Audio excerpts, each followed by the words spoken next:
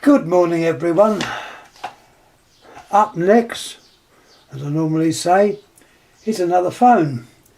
This time it's a Tesla Liptovsky Hradok. There's the name there. Type AS10 TA 32. And this model was dated 1979 from Czechoslovakia,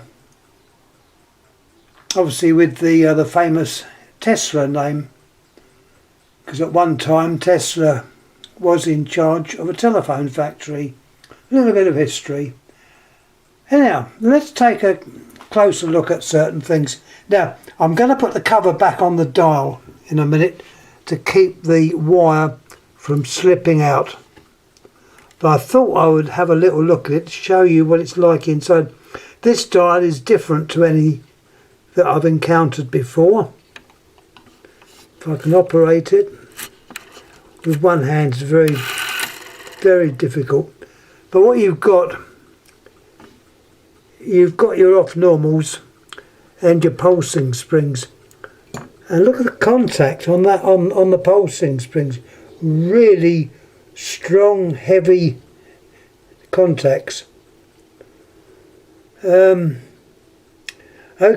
bit plasticky, but after all these years it seems to be working well. You've got your little regulator on the side there, which is a bit different to a lot of them.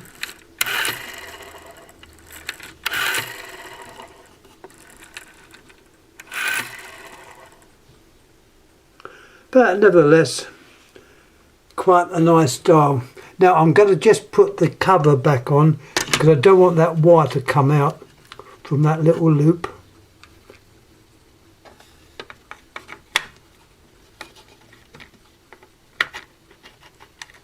Let me put the camera down.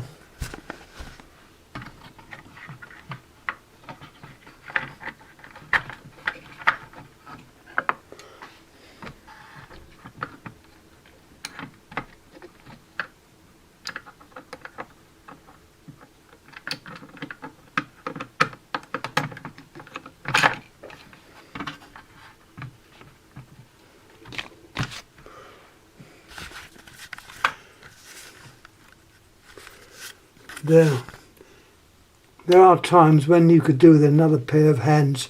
I've nearly done it, so hang on a minute.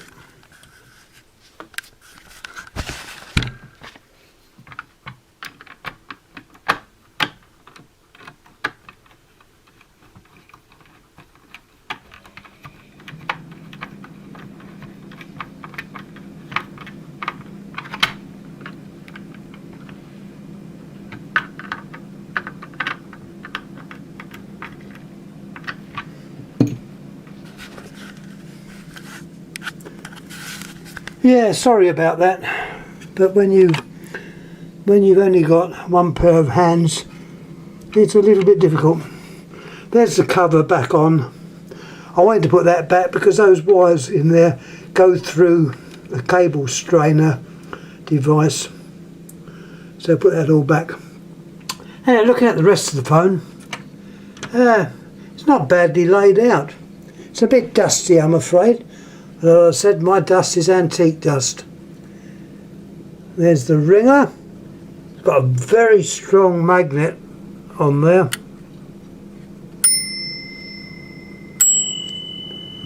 You've got an adjuster for the volume. Your anti-side tone coil, quite a small one, but it's more like a transformer, which obviously they're all based on that idea.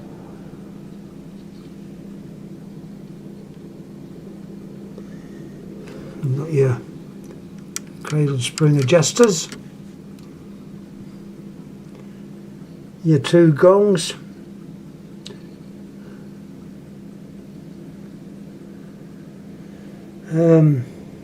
that's on the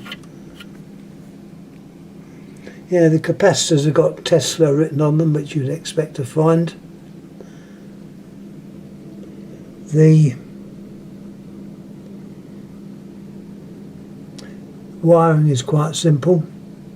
There's also a component off there, so I can point to it, which is obviously made, it goes via a resistor, which is obviously made to be connected to one of the terminals. You notice it's got a spade contact there to alter something, whether it's to alter the volume, not too sure. Anyway, let's turn this over before we look at the diagram. With the telephone cover turned the right way round, you've got your dial, and this one shows not the normal type of dial on these phones. This has got it's to do with this little finger stop. Sometimes they're just a straight piece of metal, but this one's actually shaped. Whether it indicates an earlier one or a late one, I don't know. Anyhow, let's have a look at the handset. That's the handset. I won't take the capsules out.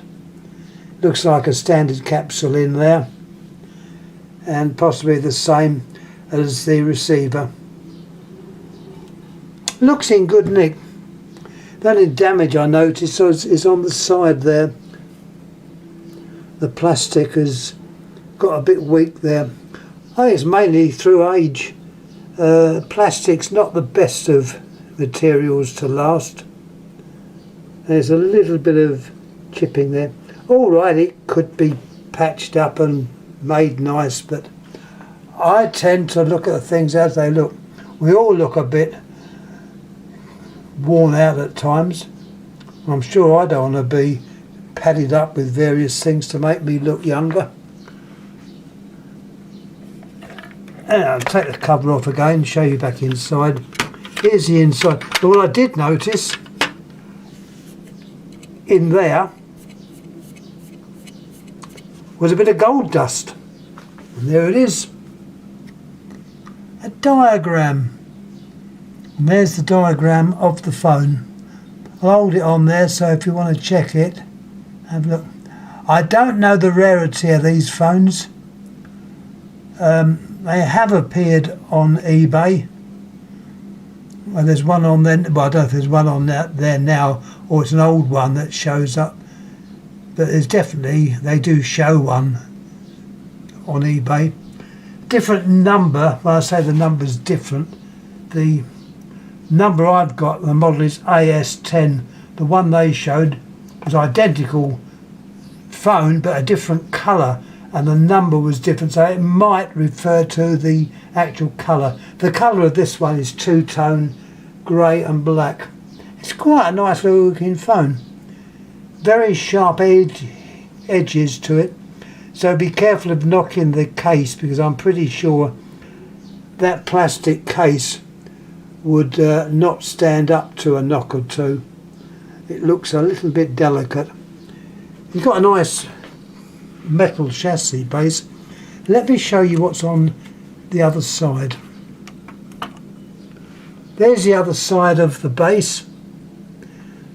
It looks like it's been painted with hammerite paint. It's very good, and it is quite attractive. There's what we've got, the name and also all the details.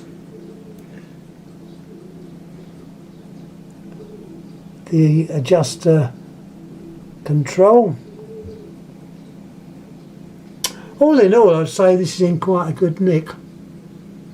Very long lead. Very long lead.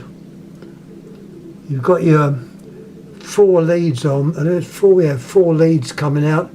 You've obviously got your A and B, one for the bell and one for the earth button, because this model has an earth button, which, where is it? I'm sure it's got an earth button. There we are. And it operates down there. You've got your earth button, which is that there, and operates that. These earth buttons were for calling, the supervisory conditions, for answering party lines, various applications, and in some countries they were sort of fitted as standard, particularly Holland, where they all seem to have them. I understand if you find one without it, it's quite rare, so keep looking. I haven't found one yet. Anyhow, that's all I've got to say on this. Any comments please make. You'll have a photo of this at the start, which I now put up. Hopefully it's shown you all the bits you want to see and know about. My opinion is quite a good phone. It's got a little bit of dust. Well, you expect that. This, as I say, was 1979, which was a few years ago, so it's entitled to be a bit dusty. Anyhow, I'm going to shut up before I start rambling. Last view of the circuit diagram. And just a reminder, this is the Tesla Liptovsky Hradok. I've probably pronounced it wrong, but don't worry. Type AS10 TA 32 1979, Czechoslovakia. Thanks for watching. Thank you.